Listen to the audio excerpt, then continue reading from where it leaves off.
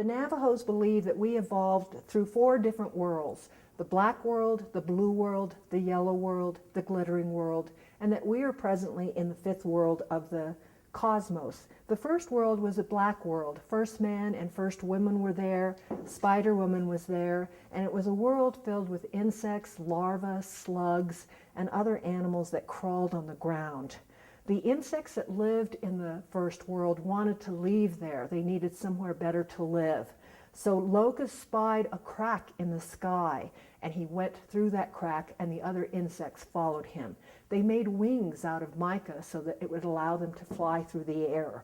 They came into the blue world, and the blue world was guarded by 4 birds. It was guarded by white crane, by blue heron, by yellow warbler, and by magpie.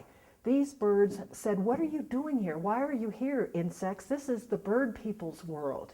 And they said, "We have to leave the world of black pitch, the black world. We need to move upward." And so they said, as long as you don't eat our food sources, you may stay here. And so the insects moved into the blue world. The blue world is a stream of blue light. If you could imagine the light around us, instead of being clear as we see it, imagine it as just blue. That is what the blue world was like. There was no night, no day, no color except for blue. And so the insects lived there for a time period, but then they began fighting with the birds over food sources. It came to be the Great Insect Bird People War, where the insects were almost exterminated. The insects realized they needed to move up to the next world, and so blue wind made a spiral passage for them, and they were able to crawl through the sky from the blue world into the yellow world. Surprisingly, the yellow world was full of grasshoppers. It was just nothing there except bushes and land and grasshoppers. The insects thought, this is not a place we can stay. What will everyone eat? So again, they said, we have to go up to the next world, but they didn't know how to get there. All of a sudden, they heard a voice saying, this way, come this way to the upper world. And so they followed that voice and they went up to the next world. This world was incredible. It was a glittering world. There were human beings, there were animals, there were fish and birds, every imaginable life form was there. And so the people were very happy and they thought this will be a wonderful place to live. And so they were living there, they learned how to grow corn, they learned how to tend crops in that world. And then during the off-season, the Pueblo people and the Navajo predecessor people were gambling. The Pueblo people had chosen Water Monster as their gambler, and the Navajos chose Coyote. Now Coyote would take his gambling sticks and he would load them with obsidian, and that way he could win all the time. And so he was gambling with Water Monster. He won. He won even Water Monster's fur coat. Water Monster had forgotten that his twin babies were inside the fur coat. He gave the fur coat to Coyote and Coyote left. Coyote was so proud that he had this beautiful fur coat. And then he put his hands in the pockets and he realized he had the Water Monster's twin babies in his pockets. He was afraid, so he didn't tell anyone. In the meantime, Water Monster was petrified. What had happened to his babies? And then he realized Coyote has them.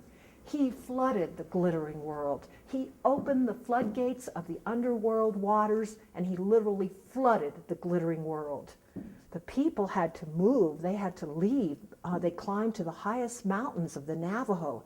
And then suddenly they said, we are going to have to make a reed up into the world above us, into the next world.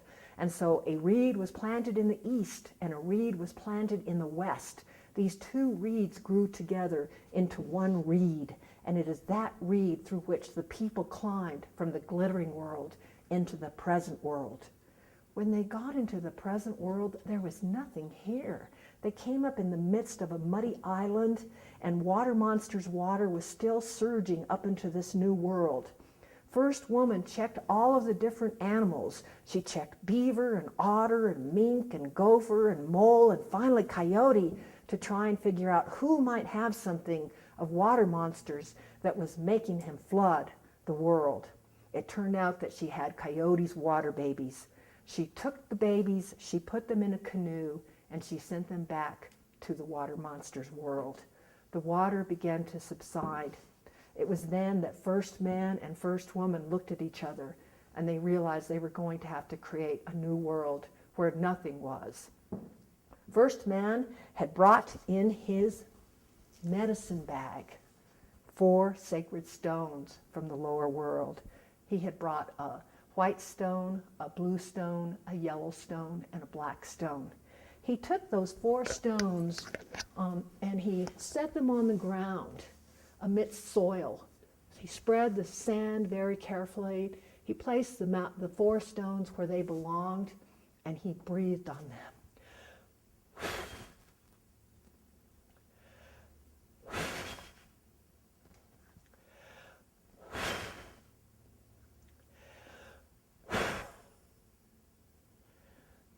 The soil spread and became the earth as we know it today. The stones grew into the 4 sacred boundaries of the Navajos, the 4 sacred mountains. And so we now had land and earth. First man then blew to the east and to the west and to the north and to the south, and he blew the waterway which created the many canyons in Navajo land. And so first man and first woman, they created the moon, they created the sun, they created the stars. They started off our world in a state of creation and harmony. With the stars, Fireman was carefully placing them in the sky, forming constellations. These constellations would provide the laws that would govern human beings. And so it was very important to first woman that Fireman placed them very carefully. And so with the quartz chips that were left over from fashioning sun and moon, they were carefully placing these stars in the sky as guides to the people of how they should live. But Coyote, who was born of the north wind and who was known for his laziness and his treachery and his trickster's habits, he took that rug and he shook it, and all of the quartz went into the sky, and it formed the Milky Way, and it formed the non-constellation stars that exist in the sky. And so now we had sun, we had moon, we had stars, we had sacred mountains. There were different beings living on this earth as well. There was Fire Mountain where Fireman lived. Coyote Mountain and Badger each made their homes together. These are all many different stories of the Navajo, and these stories last very long. I'm just giving you a very abbreviated version to give you an idea of what it was involved in creating this world that we live on today. You know, Snail brought pure water. Small Duck helped first man in securing the sacred stones. You know, there were bird leaders of the second world, and there were leaders of the present world. First man and first woman assigned guards to the sacred mountains so that the sacred mountains are guarded day and night. By day they are guarded by a bird, and by night they are guarded by a mammal. And so that is very important to the Navajo people. And it's their job to protect the sacred land of the Navajo. At one time, Badger, at the request of Coyote, went to each of these mountains to get a rock for Coyote. And each of these leaders told Badger, "We cannot give you a rock from our land. This rock belongs to the Navajo people. We can give you some clay, but we cannot give away the resources of the people." And so they were very cautious in guarding their land. At this time, first woman and first man found a baby doll.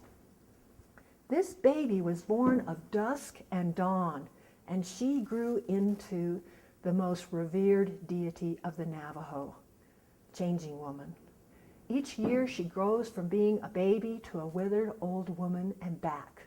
She represents the change. These new people had come to a new land. They were going to have to change. They were going to have to adapt. They needed someone to call upon to deal with all of this change and all of this complexity of living in a new world. And that was what she could give them. was the strength and the courage and the ability to adapt to a new world. Changing Woman bore 2 sons. She bore Monster Slayer and Child Born of Water. When these 2 twins became 12, they asked their mother who their father was. They wanted to go to their father. She refused to tell them. They left on their journey anyway. They started on their journey, and as they were walking, they came to Spider Woman. She was in an underground chamber where she lives. She came up and she welcomed them. She gave them cornmeal mush. And in one bowl of cornmeal mush was a piece of jet. And in the other bowl of cornmeal mush was a piece of shell. These were to help the twins in their journey. She told them, "It is the sun in the sky that is your father. I am going to give you a hoop made of eagle feathers, and I'm also going to give you a prayer to say as you go on your trip." And this is the prayer that the twins were taught by Spider Woman, that they should say along the way if they had difficulties or if they needed help. Rub your feet in pollen. Rub your hands in pollen. Rub your body in pollen. Rub your head in pollen. Your feet will become as pollen. Your hands will become as pollen. Your body will become as pollen. Your mind will become as pollen. And what is pollen? Pollen is peace. Go ahead, go before you. There lives a beautiful trail for you.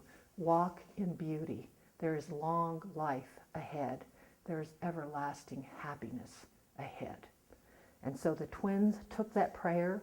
They took their hoop of eagle feathers, and they were also given an eagle feather to carry. In here is the wing of an eagle, and they were given this to carry to help them on their journey. So the twins left Spider Woman. They had their hoop and they had their prayer. And so they left and they began to go on their journey. As they were going on their journey, they came to a place that had boiling sands. And there was a monster that lived there. It was the sand dune monster. And they didn't know how they were going to get across. And then they thought of their prayer that Spider Woman had given them. They said this prayer. Sand dune monster was amazed. He had never heard a prayer before. This was the first time he had heard prayer. After he heard that they were to walk in beauty and that they were going on a journey to their source, he allowed them to pass. So they passed through the land of the sand dune monster. They continued on their journey. They came to an area where there were sharp reeds that would cut the wary traveler to death. The twins could see the blood on the reeds of the previous travelers who had tried to go through. Again, they said Spider Woman's prayer, and the reeds moved past and allowed the twins to go through. The twins continued on their journey, and they came to a place where there were 4 rock columns. Spider Woman had warned them not to look at the columns. They were tired, though, and they looked at them. They were changed into withered old men. They sat near the 4 columns, desolate, not knowing what to do. Here their journey had been interrupted so closely as they had begun their trip. And so Spider Woman came to them and she restored them. She said, "I can only do this one time. On this journey to your father, I can only help you this one time." And so she restored them to youth. And so the twins continued on their journey. They came to the rock that claps together, and it would crush the weary traveler walking through. They again said the prayer that Spider Woman had given them, and the rock let them pass. They continued on their way, and there were other obstacles. The cane cactuses. These cactuses were known to jump out at people as they walked by and stab them with their barbed spines, and would cause great pain, and the spines were poisonous. In fact, when I was a little girl playing in the lake at Tasuki Pueblo with my sister, she accidentally sat on one of these cane cactuses, and my mother said, "Those cactuses, they jump out at you and they get you." So even when I was a little child, I knew that cane cactuses had that ability, because if you touched one spine, the joint would fall off and it could get embedded in your skin. So again, they said the prayer to the cane cactuses, and they were allowed to go through without being stabbed. They then came to the canyon of the daylight monsters. The scary thing about this canyon was that the walls of the canyon were barren and bleached, and the monsters that lived in this canyon were very difficult to see. So again, the twins said their prayer, and they were allowed to go through the daylight monsters canyon. Then they came to the canyon of darkness monsters. This canyon was so dark, and again, you could not see the monsters in the darkness, and they were hiding. They said their prayer, and again, they were allowed through. Then they came to a river that was very deep, and they were going to have to cross this river. And they thought, how are we going to do this? These water monsters came, and they made a bridge so that the twins could climb over them to cross this river. Unbeknownst to the twins, though, as they started, these water monsters intended to devour them. And so they tried to kill the twins. The twins again said their prayers and luckily made it through. So now the twins had arrived at the sun's home through that hard, difficult journey. They had come through all of those fears, conquered those different obstacles along the way. They had their hoop with eagle feathers. They had the prayer that Spider Woman had given them. And in front of them lay their father's home, the sun's home. The sun's home, though, was guarded by day and guarded by night. And it was guarded by the things that the Navajo fear most. There were 4 bears. There were 4 snakes. There were 4 lightning bolts. There were 4 thunderbolts. Again, the twins had to subdue them so that they could enter into the sun's home. They knocked on the door of the sun's home, and it was answered by a girl who was their half-sister. She had no idea that she had these brothers from Earth.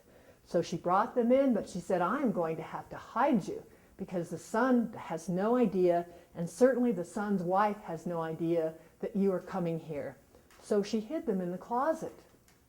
When Sun came home at the end of the day, because every day he rides a horse across the sky, he said, "I saw men coming here when I was at the zenith, when I was at the height of my trip in the sky. I saw that men were coming to my castle. Who is here?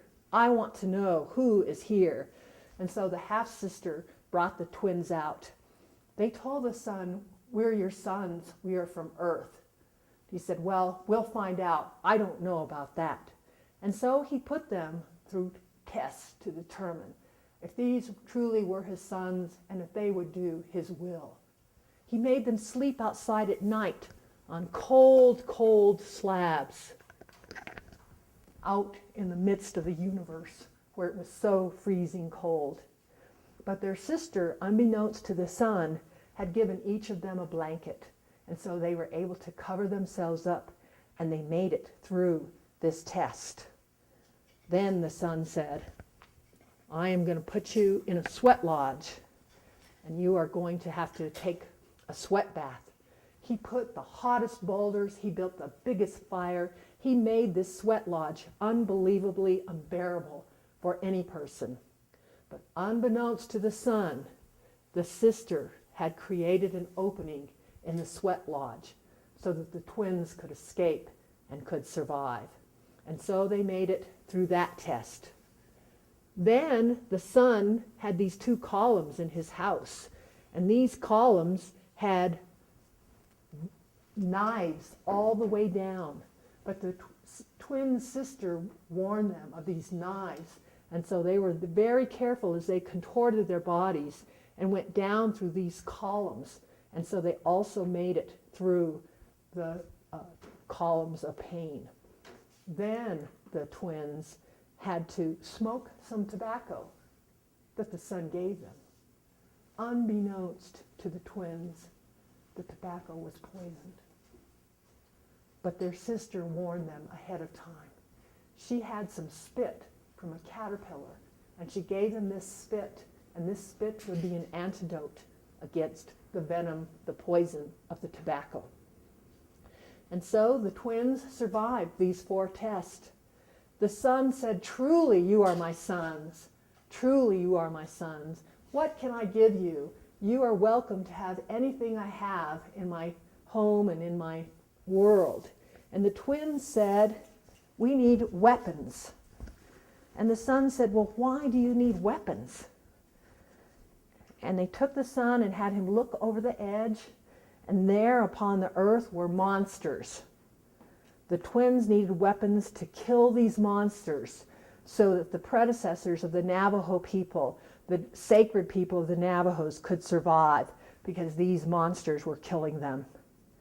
And so the twins asked for weapons, and they were given them.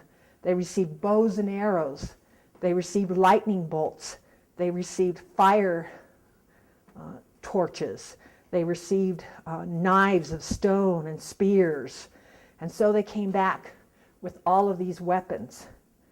But the twins said, "Before you can go back to Earth and use this power I have given you, you have to slay the big giant."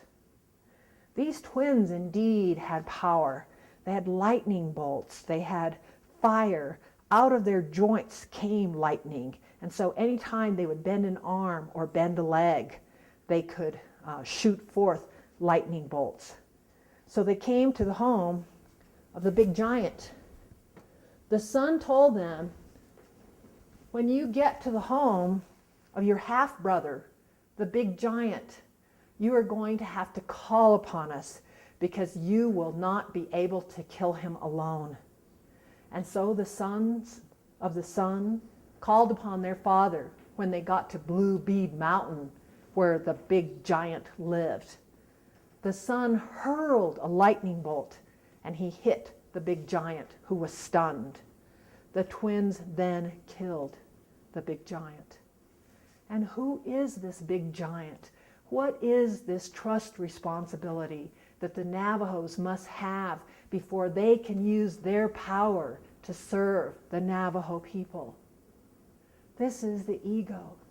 This is self-interest. This is desire. It must be killed within the leader so that the leader can then use all the power he has been given, all the might, all the authority to protect and serve the people on earth. With the big giant dead, the twins continued on their journey, and they came back to the world. They came over and they killed the monsters with their weapons. Everywhere a monster was killed, it turned into a rock formation. They are the carcasses of the dinosaurs, of the monsters that lived on Earth. The black lava that you see around Grants and in other areas around the Navajo Nation, that's not lava. That's the blood of the carcasses of the monsters that has dried upon the earth. And so the twins were successful in slaying these monsters and using the power that their father had given them for the benefit of the people, not themselves. They were weary. They were near death. They lay weak and unable to move. Unasked, the 12 deities of the Navajo came to the twins to restore them. And who are these 12 deities? These are the deities of the Navajo. Father Sky, Mother Earth, Sun, sunlight, dusk, dawn, male corn, female corn, talking God, call God, pollen boy, and corn beetle girl. They restored the twins. And where did the twins go to live? Where do the twins live today? Today, the twins live within the sacred mountains of the Navajo. After their father recognized them and acknowledged them as their sons, he gave them each a name. This was Monster Slayer. This was Child Born of Water. These two deities, prior to their recognition by their father, were always shown as two identical twins in sand paintings of the same size. After they had been acknowledged by their father, and after their father had given Monster Slayer a jet image of a man to swallow, and after Child Born of Water had been given a turquoise image of a man to swallow, they came to know not only their physical selves, but their spiritual selves as well. From then on, in sand paintings, the hero twins are not shown as two. They are shown as four, because they now know who they are physically and spiritually. They have been willing to respond to the orders of their father. They have been willing to slay the big giant within them. They are ready and desire to serve the Navajo people and not themselves.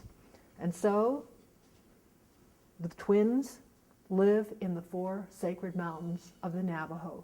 And we know that it's two that live in four. There's no question in our mind. Also allowed to survive was old age.